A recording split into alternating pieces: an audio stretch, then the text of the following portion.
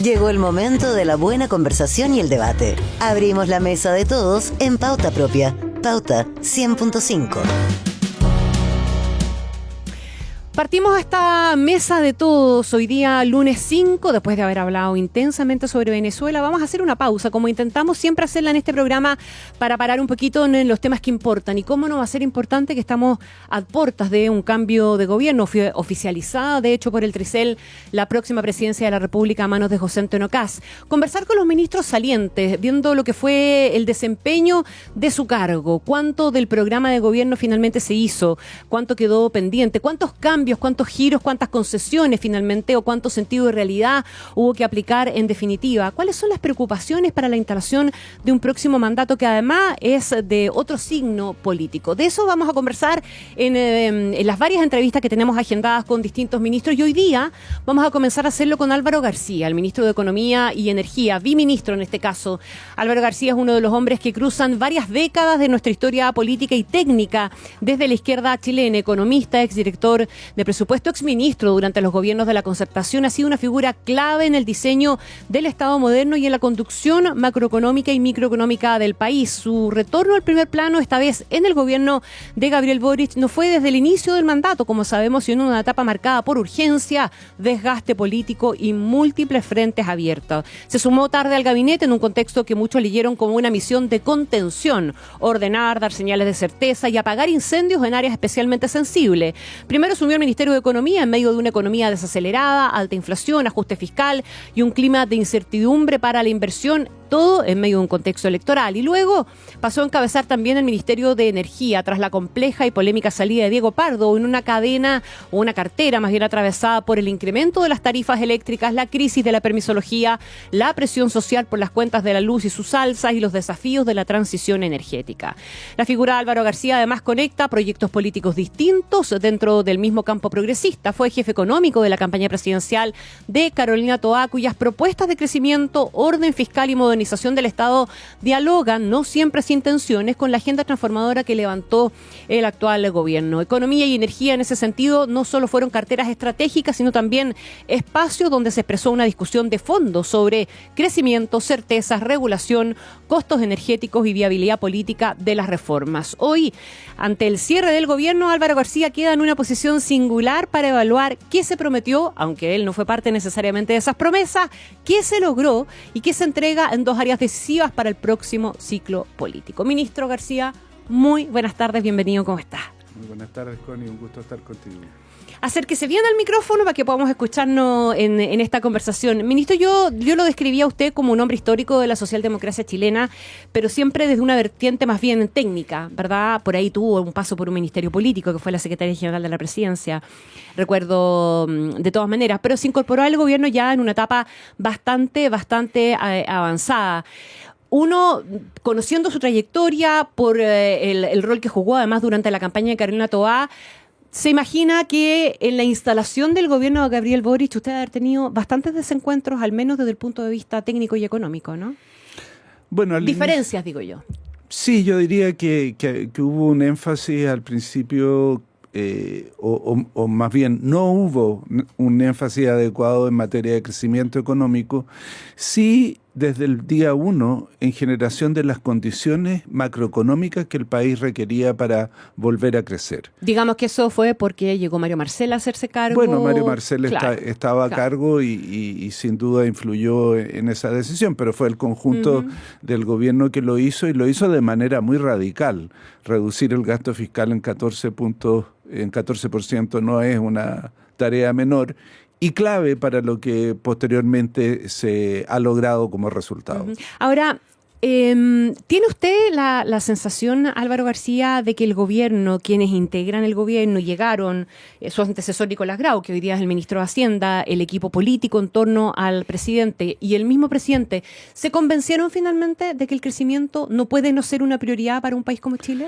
Sin lugar a dudas, y también hay que reconocer que desde el día 1 se iniciaron importantes tareas para hacer eso posible. No solo en el ámbito macroeconómico, que hubo un enorme esfuerzo de ordenamiento de las cuentas públicas, sino también en promover el crecimiento económico.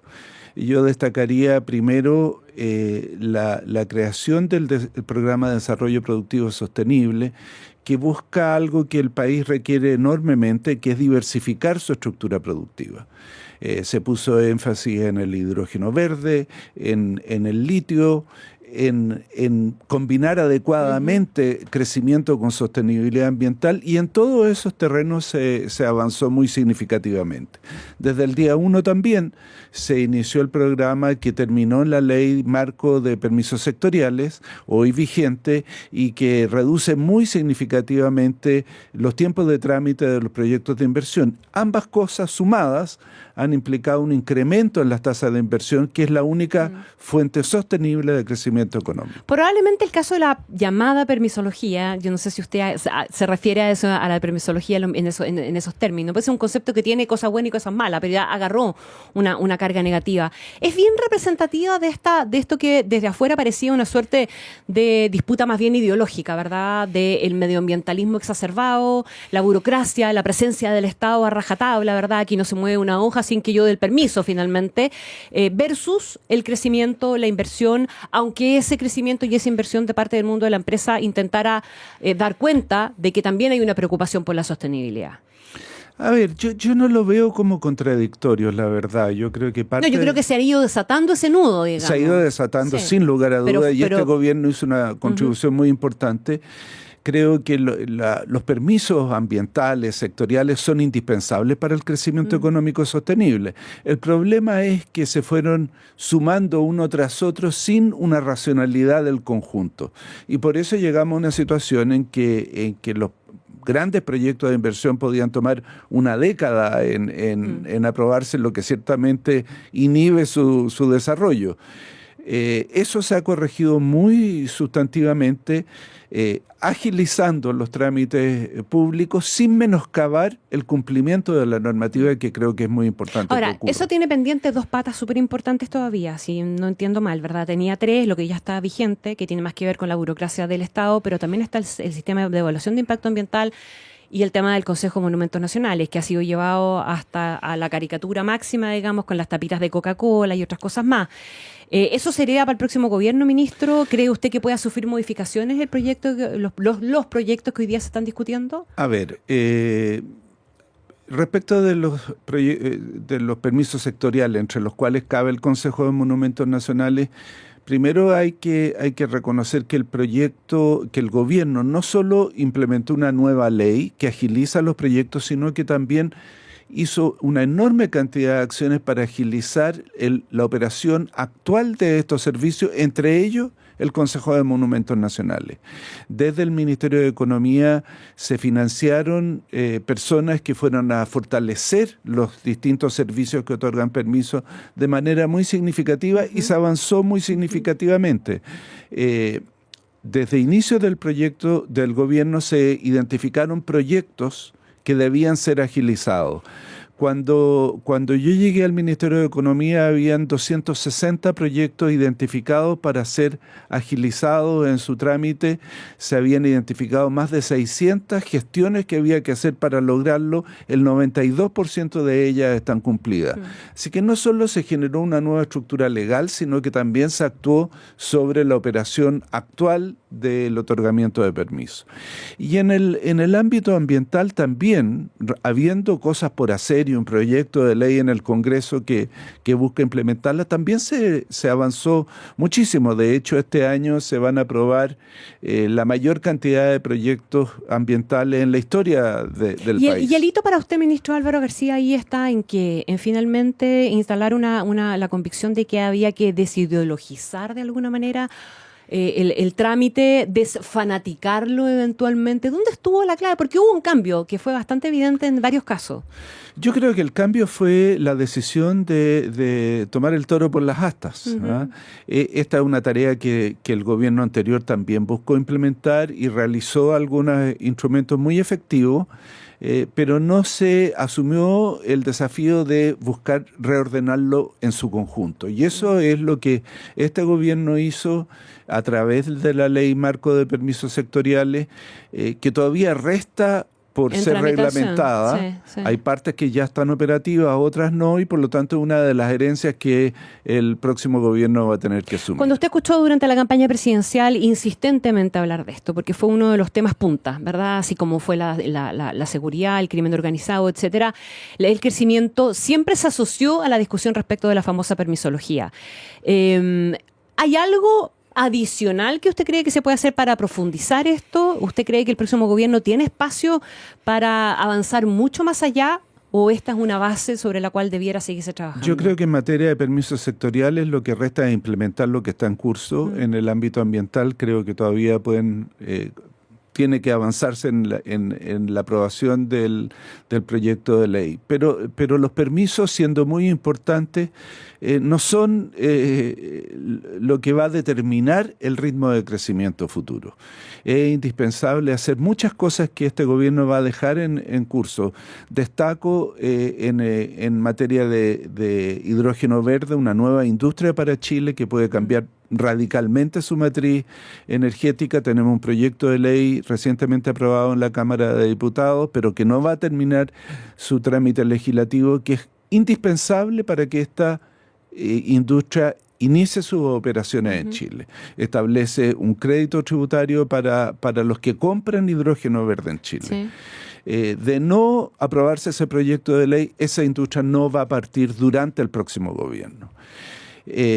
Existe también un proyecto de ley ya en sus últimos trámites legislativos que busca financiar la innovación y el desarrollo en Chile, otra tarea indispensable para aumentar la productividad y para diversificar nuestra estructura productiva. El proyecto de ley lo que busca es al menos duplicar la cantidad de recursos que se destinan a este objeto. Nuevamente, no creo que termine por ser aprobado. Estamos haciendo los máximos esfuerzos posibles, pero aunque se apruebe, el próximo gobierno va a ser el responsable de implementarlo. Estos son fundamentos estructurales del crecimiento de largo plazo.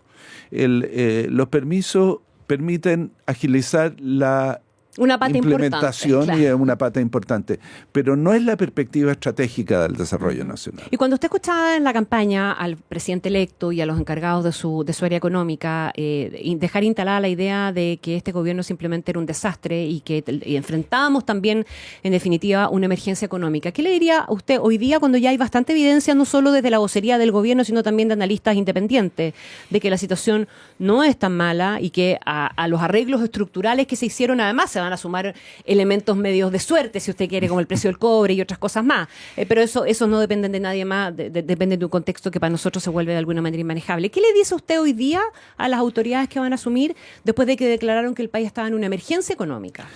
Bueno, yo le diría lo mismo que hemos venido diciendo desde hace un tiempo, y es que las opiniones que se den, particularmente en materia económica, tienen que ser respaldadas por hechos reales.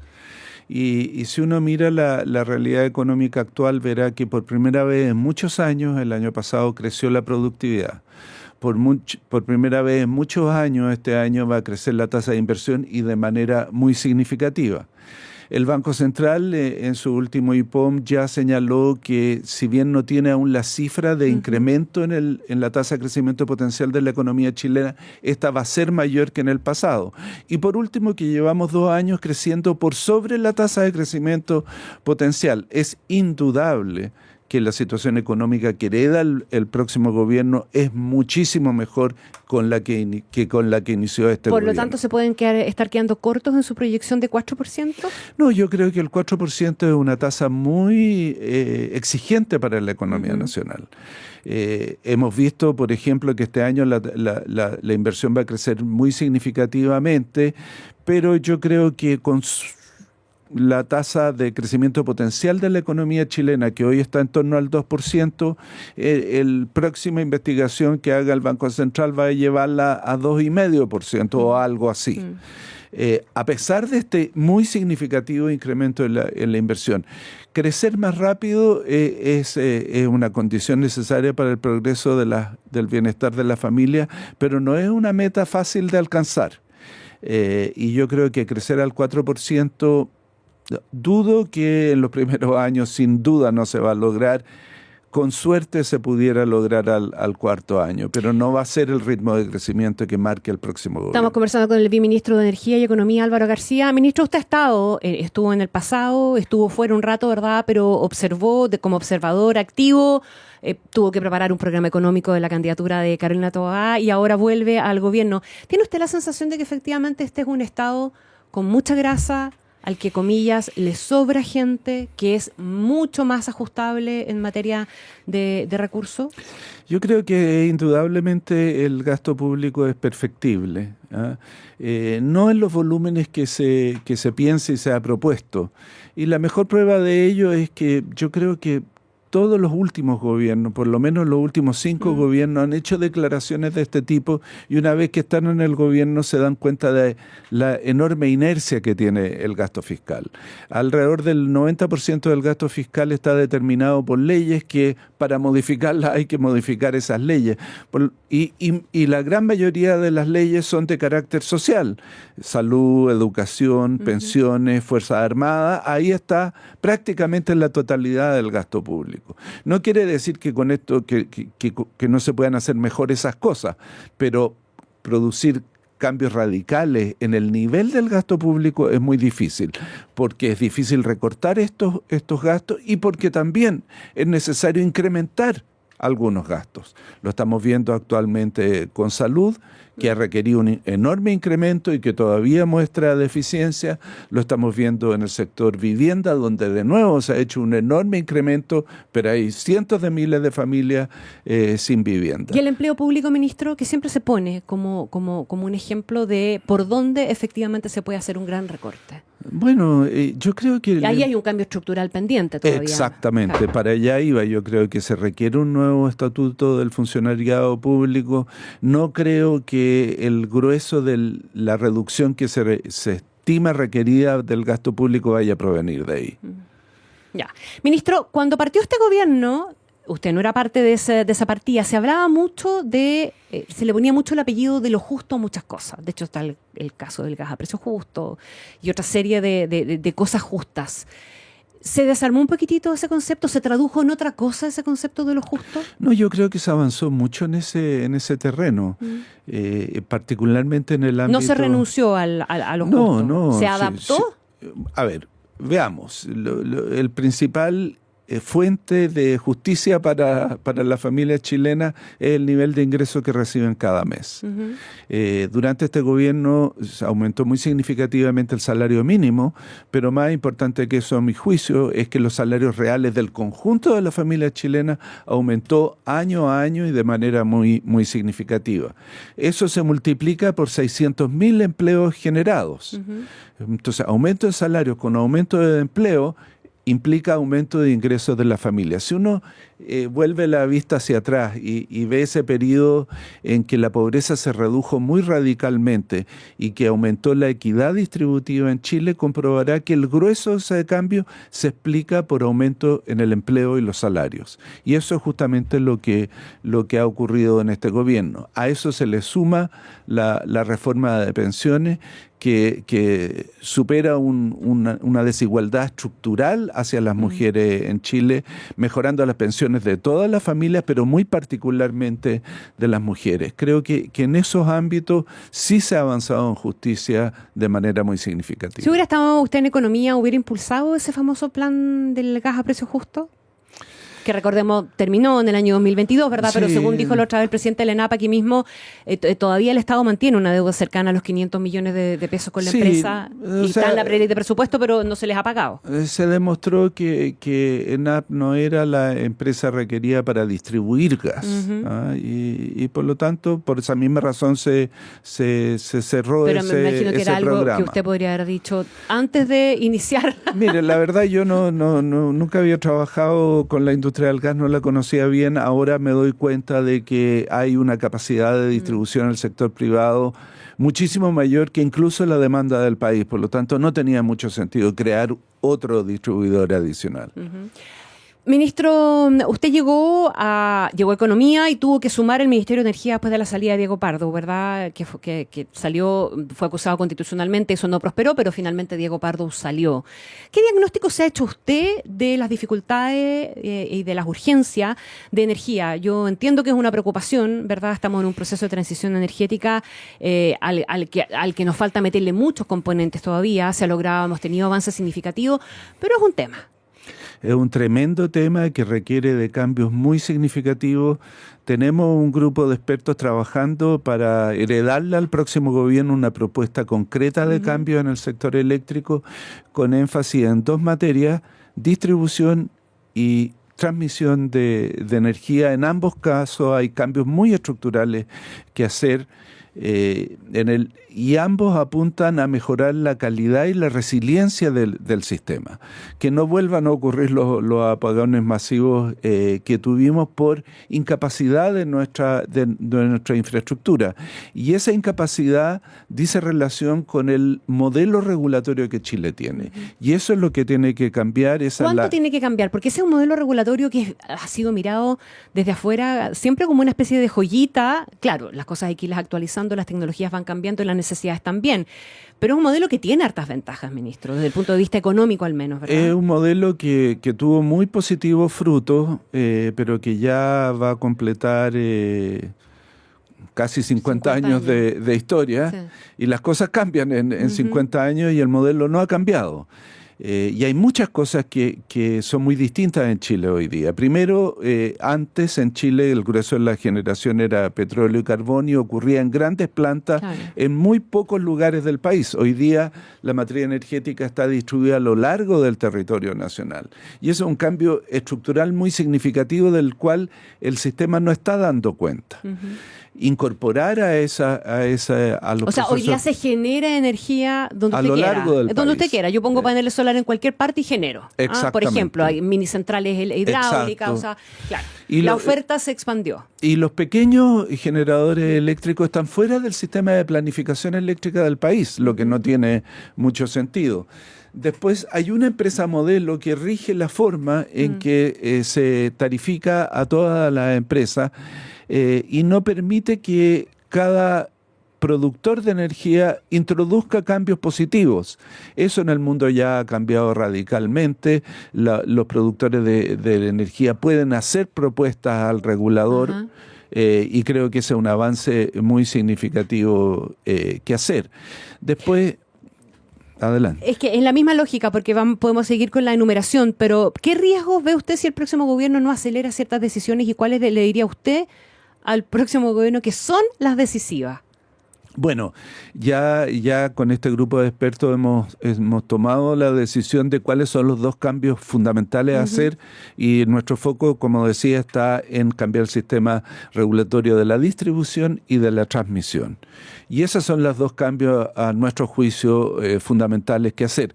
Tenemos un listado muy largo de acciones para cada uno de esos cambios, pero ambos requieren cambios regulatorios, por lo tanto, de carácter legislativo.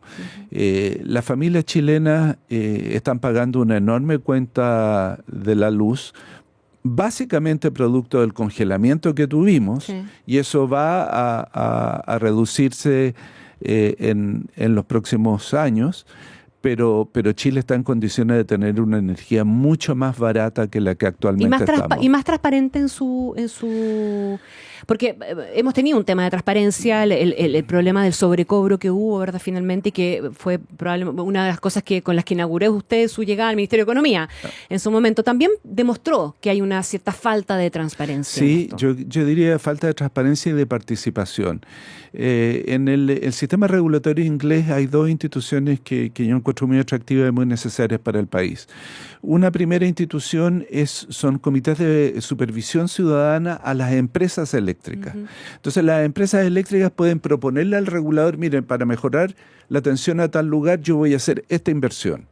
Y es respaldada por el Comité de Participación o de Supervisión Ciudadana, por lo tanto le da garantía al regulador. ¿Pero de vinculante? Si esa gente se opone. No es vinculante, pero sí es reforzante para el regulador eléctrico. Legitimadora, esa es la palabra. Esa es la palabra. Y segundo, hay un grupo de técnicos que desafía al regulador. Cuando el regulador va a fijar una tarifa o a hacer un cambio legislativo, este grupo de técnicos le dice, mire, aguántese un poquito, ¿por qué no mira esta otra dimensión?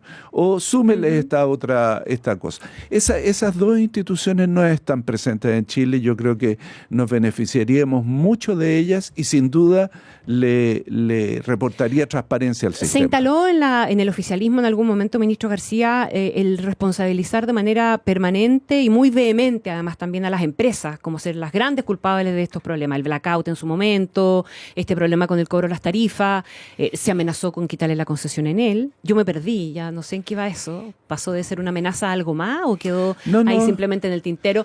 Pero aquí también tenemos un tema estructural que es del que usted está dando cuenta.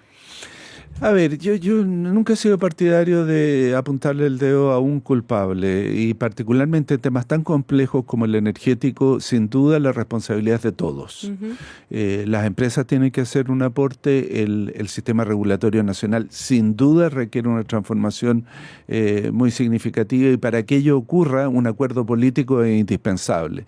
Si hemos de mejorar las cosas requerimos el concurso de una multiplicidad de actores en el sector eléctrico, del gobierno, de las empresas, del sistema político, y si uno falta, el cambio no ocurre. ¿Qué pasó con la amenaza del quitarle la concesión a él? El estudio se está haciendo, lo está haciendo la Superintendencia de Electricidad. ¿Pero no se va a terminar de aquí hasta que termine el gobierno? No, sí, yo espero que eso concluya antes de que termine el gobierno. Ministro, nos queda 1 minuto y medio, pero yo quisiera pedirle a usted una reflexión como economista, como hombre de la socialdemocracia chilena, respecto de por qué cuesta que su sector político sea creíble a la hora de hablar de crecimiento. Pero hay un castigo de la gente no le da una mayor credibilidad y además les ha costado mucho en el tiempo al oficialismo en general, y eso incluye al sector base del gobierno. El sector económico del cual yo formo parte y los gobiernos de los cuales he formado parte le han reportado el mayor nivel de crecimiento a Chile en su historia. Entonces, si hay alguien que puede decir nosotros somos capaces de hacer crecer la economía, es este sector político, porque nunca en Chile se ha crecido más que con los gobiernos de este sector político. Sí, claro, de la concertación. Pero en la base política de este gobierno, del presidente Gabriel Boric, se hablaba incluso de decrecimiento. Yo no diría en la base política, habían algunos sectores de este conglomerado político que creían que había que fortalecer la sostenibilidad y eso era en desmedro del ritmo de crecimiento, pero un sector absolutamente minoritario y claramente que no representa ni lo que propone ni lo que hizo este gobierno. ¿Pero le falta, cree usted, a la izquierda en general levantar con convicción la bandera del crecimiento? No creo que sea así, yo creo que no hay nadie en la izquierda hoy día que no esté convencido que el progreso del bienestar de la familia, que es lo que perseguimos, requiere de más crecimiento. Quiero darle las gracias al viceministro de Economía y Energía, Álvaro García, por haber estado aquí en Pauta Propia en esta mesa de todos, en la primera conversación que esperamos tener con varios ministros en la lógica de balance, de pasar la cuenta, llámelo como usted quiera, pero en una buena conversación. Muchas gracias, ministro. Muy buenas tardes. Nosotros nos despedimos, nos vamos, cerramos este Pauta Propia y nos encontramos mañana. Chau, chau. Finalizamos una nueva edición de Pauta Propia, el espacio donde le damos sentido a los temas que importan. Con Isti Pisic, junto a expertos y protagonistas, comparte datos, contexto y buenas conversaciones para entender la historia y construir opinión. En Radio Pauta 100.5. Una presentación de Universidad Diego Portales a la altura de los tiempos, admisión 2026.